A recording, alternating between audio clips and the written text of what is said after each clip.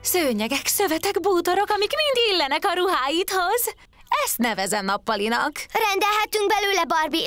Léci! Nem emlékszem, mikor rendeztük át utoljára, mintha 1000 éve lett volna. Valójában múlt hét kedden. Imádom a lakberendezést. Mit szólnátok egy szuper sztereórendszerhez, ami körbevenné a házat? Vagy egy székhez, aminek görkori talpa van. Vagy állatkerthez, igazi majmokkal és mászókával.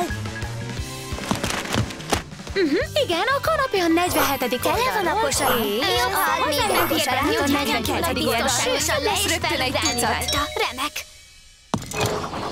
Szállítmány az 1959 Malibu Bay-re.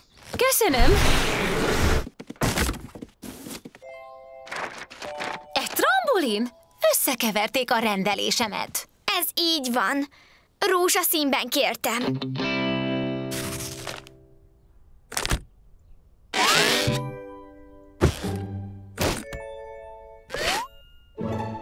A középpályás a csatárhoz passzolja. Minden babát eladtak. Okozhat problémát. Akarsz saját üzletet nyitni a suli után? Csodásan működik.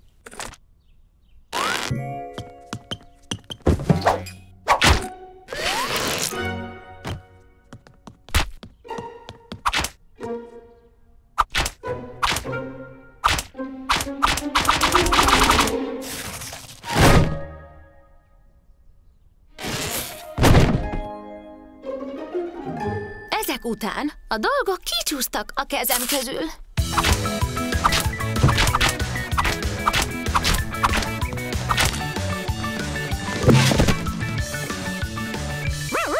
Mintha egy falka spániel dekorálta volna a nappalit, és hát, te jó ég!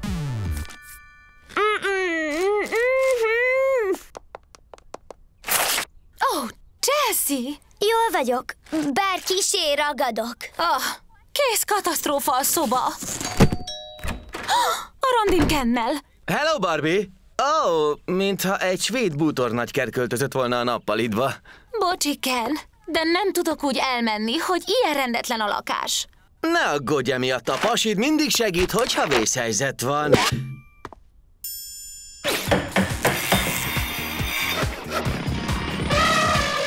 És minden újra mesés.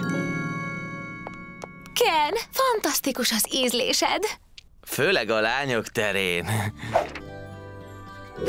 Szabad?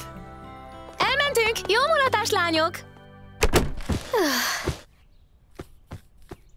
Idejét se tudom, mikor rendezkedtünk. Szerintem már 1000 éve. Üdv! Szeretnék egy lábalámpát és egy pónimedencét.